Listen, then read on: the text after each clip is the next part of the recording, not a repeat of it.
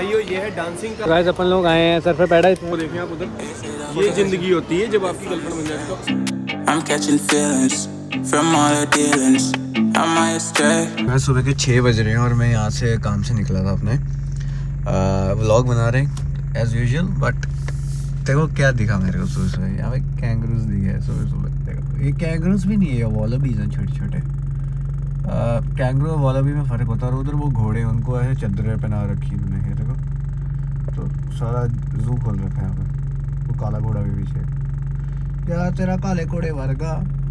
But anyways अभी तक मेरे को पता नहीं मैं क्या शूट करने वाला हूँ, क्योंकि मेरे को जाना है इंडियन ग्रोसरी और सुबह के बज रहे 6 और मैं रहता हूँ ट्रेडर्स में। तो गोल्ड कोस्ट में मैं आया हूँ, अभी गोल्ड कोस्ट में हूँ, नाइट शिफ्ट करके आता था।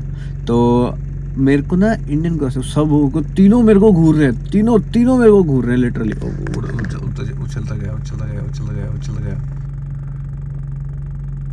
भाई, वो घूर रहा है। ये वाला तो मेरे को ही घूर ही जा रहा था, ब्लर हो गया। वो वाला वो तो बीच वाला तो मेरे को ही घूर रहा है।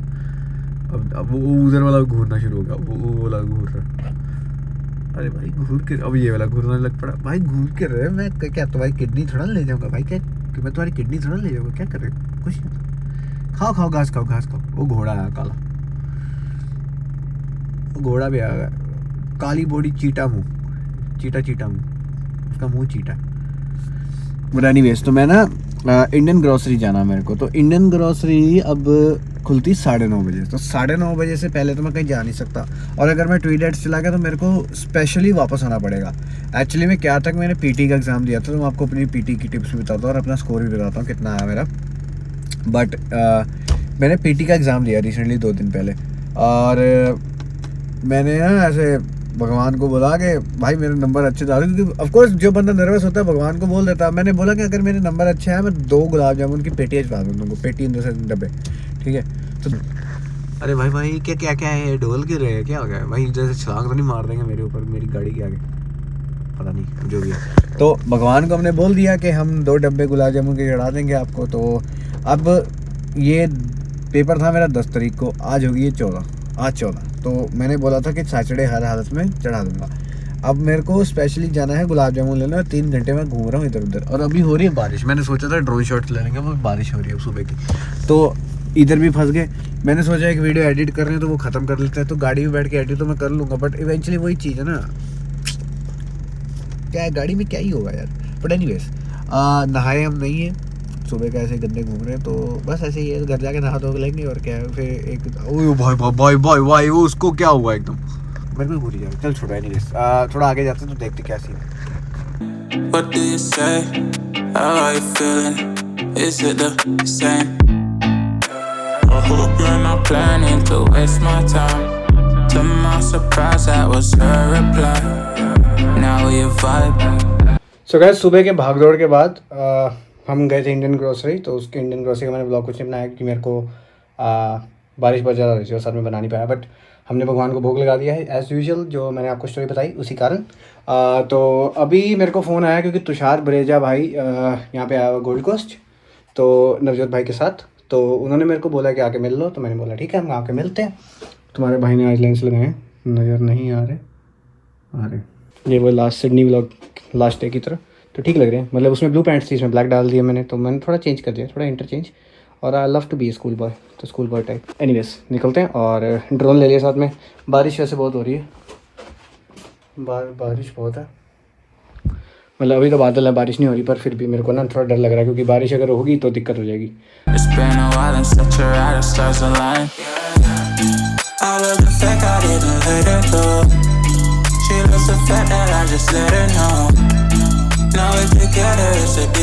गाइस अपन लोग आए हैं, सर पे पैडा इतनी तेज होगी बारिश। पेड़ के नीचे चल, जल्दी भाग। और मैगडी के नीचे भाग ला, मैगडी के नीचे भागो। भीगा पड़ा इंसान। क्या ये बरेजा है, पता मेरे को। सॉरी सर, बरेजा भैया in the house. How is going guys? कैसा चल रहा है? बढ़िया चल रहा है यहाँ पे। आंटियाँ टकरा रही है। भागले मैं कह रहा हूँ, भागले पहले, भीग जाएगा भैया। तो भाई बादल नीचे आ गया, कितना नीचे बुलबुले उड़ा रहे हैं। और वो देखें आप उधर, ये ज़िंदगी होती है जब आपकी गर्लफ्रेंड बन जाती है। तो सिंगल रहें, समर्थ रहें, जगन्नाथ रहे जगन्नाथ जिंदाबाद। तो ऐसा वो देखो फिर दिखाना भी पड़ता है अच्छी ऐसा ऐसा जिंदगी नहीं चाहिए अपने को। मैं बहुत कुछ है ऐसा देखो फिर खींचेगी फिर एक बार में पसंद नहीं आई दोबारा से सेकंड अटेम्प्ट चालू। तो फिल्टर लगा के कितना फिल्टर भरा जा रहा है। ओ कितनी खींच दी इकट्ठी। अरे वो 4-5 एक साथ में खींचता है। बूमरैंग बना के दिए। ओए एक गुब्बारा आ गया इसको उड़ाता है। क्या किया चल लिट के उड़ाएंगे। वो तुमने पुरानी वीडियोस अगर देखेंगे अंग्रेजी वाली तो उसमें ऐसा ना लंबा सा लेके जब पिचकारी मारता है वाइट वो जमीन से भर रहा पानी भर रहा। गाइस अंदर गुरिल्ला भी है वहाँ पे। कितनी खींच दी? कितनी खींचनी? 7-8 एक और के हिसाब से रेट है। भाइयों ये है डांसिंग कार। देखो ये हिलती है। वो इसके अंदर से कपड़ा कोई चोरी कर लेंगे देख हिलती है। भाई तेज नहीं हिलाना है। हिल रही है। अंदर कोई बैठा है? भूत है। भूत नहीं तेरे को डांसिंग कार का नहीं पता? पता है यार गाइस हमारी फोटो खींच दो पहले। ओए गाइस फोटो खींच। तो भाइयों आपको दिखाते हैं। आपने पोलियोग्रस्त चीज़ें देखेंगे पर ये देखो इसकी टांगे देखो ऐसा। लड़की अरे जूते इतने मोटे मोटे हैं। और टांगे इतनी सी इसकी चूजी जैसी है। वो क्या चिकन लेग्स बोलते हैं ना? चिकन लेग्स है इसकी चिकनिया लेग्स है। टांगे ही पतली है बस। सुन बाकी का हमें नहीं पता और छोटा तो हो ही सकता है हाइट के हिसाब से। ये रोस्ट हो रहा है मेरे मुंह पे। हम बाय बाय कर रहे हैं। हाँ बाय बाय बाय। ये पानी की बोतल फेंक दी भाई। रिसाइकल कर देगा। चलो बाय तुषार ब्रेजा ब्रो। भूत लग रहा है यार। एक रैप मारो यार जोर से। मारो जल्दी। चलो जाओ बाय। C you tomorrow. वैसे आज मुस्टैंग चला ली हमने। मज़ा आ गया है। सो गाइस अभी बात कर लेते हैं हमारे पीटी के एग्ज़ाम के बारे में जो मैं पूरी वीडियो में बात करने वाला था पर मैं बात कर नहीं पाया। तो पीटी की बात करते हैं सबसे पहले। तो मैंने पीटी का एग्ज़ाम अपना दिया था 10th जनवरी को which is around 10 days before on today's date. और मेरे को रिजल्ट उसी दिन मिल गया था। बट एनीवेज मैं कुछ बता नहीं पाया। उससे पहले मैं थोड़ी प्रैक्टिस कर रहा था पीटी की और मैंने खुद से दिया सब कुछ। किसी से कोचिंग नहीं ली कुछ नहीं लिया क्योंकि मैं पहले इंडिया से भी दे के आया था। तो इंडिया में मेरा ओवरऑल स्कोर था 77। तो वो पुराना रिजल्ट है तो वो भी मैं दिखा दूंगा और नया रिजल्ट भी दिखा दूंगा।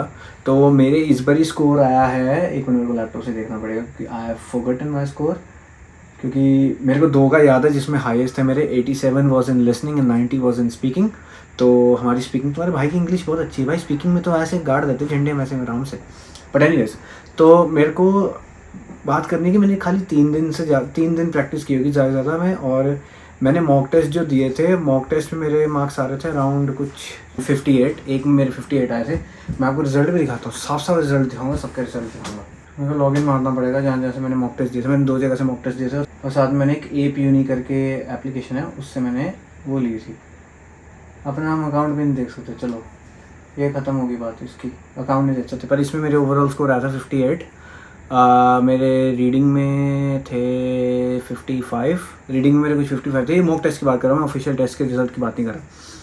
तो 55 थे मेरे रीडिंग में, 54 थे राइटिंग में, 76 थे मेरे स्पीकिंग में एंड लिसनिंग में थे 72 कुछ इतना हिसाब था। और फिर मैंने उसके अगले दिन एक और मॉक टेस्ट दिया था। वो दिया था लैंग्वेज एकेडमी की तरफ से। मेरे को उसका भी लॉगिन करके दिखाने दो आपको। शायद मैं लॉगिन करके आपको रिजल्ट बता सकूँ। ये था मेरा रिपोर्ट कार्ड। आप देख सकते हैं इसमें मेरे आए 70, 67, 71 एंड 72। ये मेरा दूसरा था मतलब before 1 day of the test. मतलब टेस्ट के एक दिन पहले का जो मैंने टेस्ट मॉक टेस्ट दिया था उसके रिजल्ट्स हैं। ऑल्दो मैं प्रैक्टिस कर रहा था 2 दिन स्ट्रेट। 2 दिन लगातार मैंने प्रैक्टिस किया, टेम्पलेट्स वगैरह याद किए because PT is like that stuff. Because AI को हमने कन्फ्यूज़ करना होता है। Let's confuse the AI material keywords हमेशा पिक करेगा और स्ट्रैटेजीज़ मैं आपको बताता हूँ। इसके वीडियोस को थोड़ा आगे प्रोग्रेस होने तो पहले अपने स्कोर की बात मैं करता हूँ, ठीक है। तो मैंने प्रैक्टिस ऐसे हिसाब से की थी कि मेरे को computer means have to do a smart work thing. मतलब स्मार्ट वर्क करो, हार्ड वर्क मत करो। जो इसेंशियल चीज़ें वो आप करो, वो पकड़ो जिसकी ज़्यादा वैल्यू है पेपर में। और पेपर इन्होंने चेंज भी कर दिया, फॉर्मेट चेंज कर दिया। एज यू ऑलरेडी नोन 2 साल से चेंज हो गया हुआ है। और उस फॉर्मेट में अब आपको 10 मिनट की ब्रेक नहीं मिलती है। क्वेश्चन कम कर दिए थोड़े से और टाइम भी कम कर दिया। अब 2 घंटे का पेपर होता है 3 के बजाय। तो ऐसे करके सीन है कुछ। तो ये है मेरा लिसनिंग में मेरे आए थे 70, रीडिंग में थे 67, स्पीकिंग में थे 71 एंड राइटिंग में थे 72। ठीक है। बट ऑफिशियल अगर से स्कोर कार्ड रिपोर्ट की मैं बात करता हूँ तो पियर्सन ऑफिशियल माई PTE एप्लीकेशन, तो ये अब मैं आपको ऑफिशियल टेस्ट की बात कर रहा हूँ। तो ये मेरा ऑफिशियल टेस्ट स्कोर है। लिसनिंग में थे मेरे 87, रीडिंग में थे 76, उसमें स्पीकिंग में थे 90 और राइटिंग में थे 73। राइटिंग में मेरा कुछ ज़्यादा फ़र्क नहीं पड़ा, 72 से 73 हुआ क्योंकि राइटिंग मेरे को पता मेरी कैसी है। But 73 score is equal to 7.5 bands and 90 is always 9। 76 in reading is also 7.5 bands and listening में मेरे 9 है बिकॉज 8.5 कह सकते हो तुम, 8.5 कह सकते हो। तो ओवरऑल स्कोर मेरा 80 आया, तो which is sufficient for me to launch a nursing registration as well as PR या टेम्प्रेरी ग्रेजुएट वीज़ा, जो भी मेरे को आगे वर्क वीज़ा डालने हैं या कुछ भी करने हैं। तो it is us well good sufficient score. इसके अकॉर्डिंगली अगर मैं चलता हूँ तो मैंने तैयारी अपने हिसाब से मैंने कुछ नहीं की थी, जो मेरे को टिप्स ट्रिक्स पता थी जहाँ से मैंने इंटरनेट के खोज के निकाली थी और खुद की समझ भी चलती है, तो यही सब का है। तो अभी मैं बात करता हूँ कि तुम लोग पेपर से पहले जैसे दोबारा से पेपर दे रहे हैं, जो फर्स्ट टाइमर्स है वो कैसे तैयार कर सकते हैं पेपर के बारे में। तो first of all don't stress too much. एक तो स्ट्रेस लेना ही नहीं है, बहुत इजी पेपर होता है, कुछ दिक्कत वाली बात नहीं है।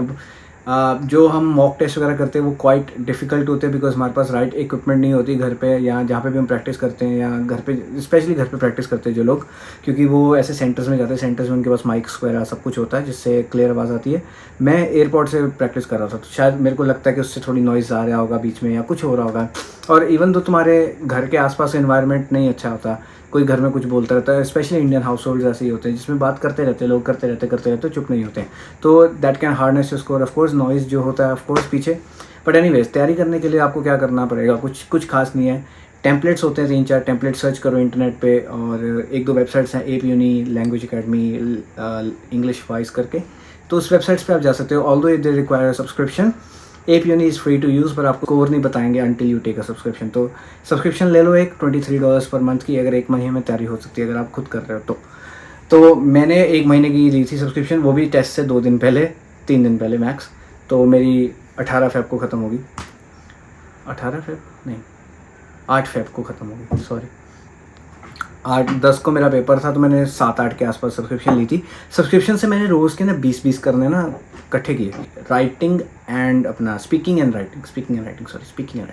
तो स्पीकिंग एंड राइटिंग हमेशा इकट्ठे होते हैं। और स्पीकिंग, और अगर आप इंट्रोडक्शन, क्योंकि सबसे पहले बंदा ना इंट्रो पे घबराया था, क्योंकि जब टेस्ट शुरू होता है तो उससे पहले एक इंट्रो मांगता है पेपर। तो इंट्रो में अगर तुम नहीं भी बोल पाते fluent, that's okay, that's not counted as all, उसमें स्कोरिंग नहीं होती है, ठीक है। और फिर आती है स्पीकिंग में आपको बस स्पीकिंग में रीडिंग के भी मार्क्स काउंट होते हैं, ये आप ध्यान रख लेना। तो जो आप पढ़ रहे हो वो उसको आप अच्छी तरह पढ़ना और अच्छी तरह बोलना, ठीक है।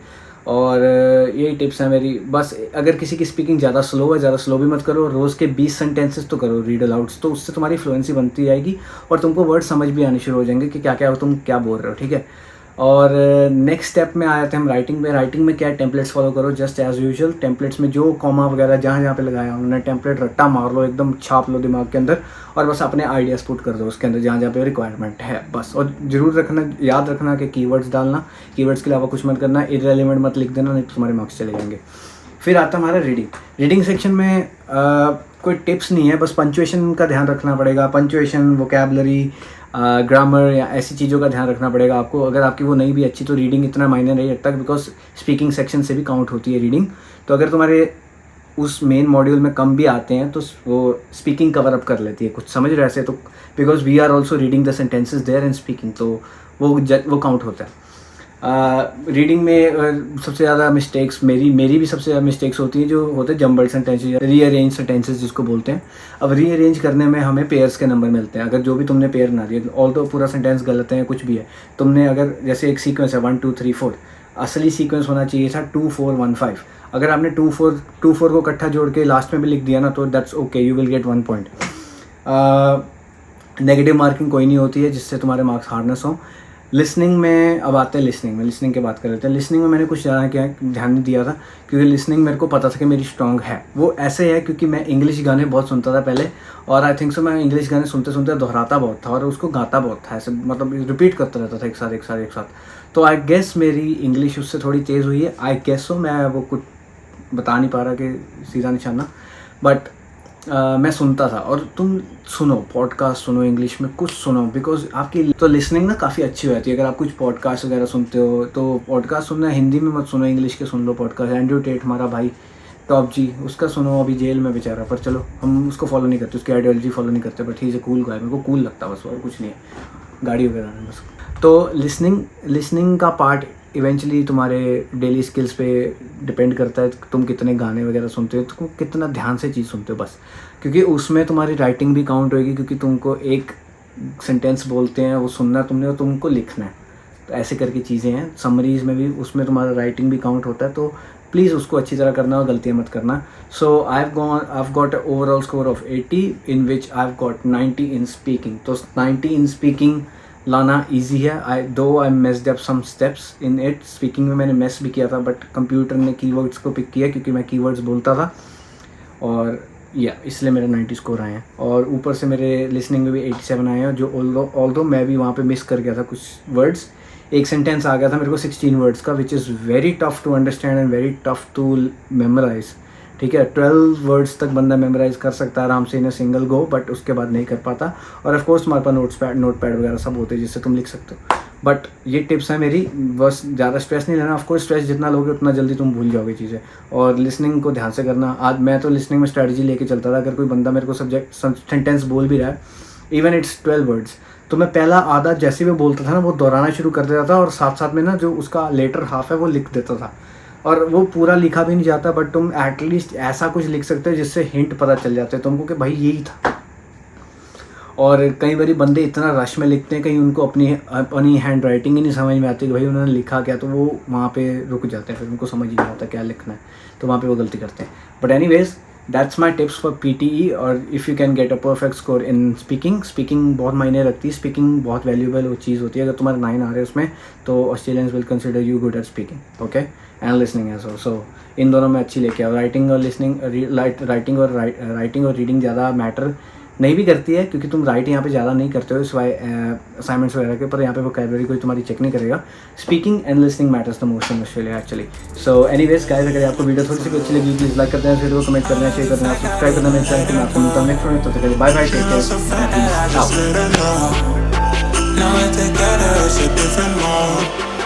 We getting crazy in a different role.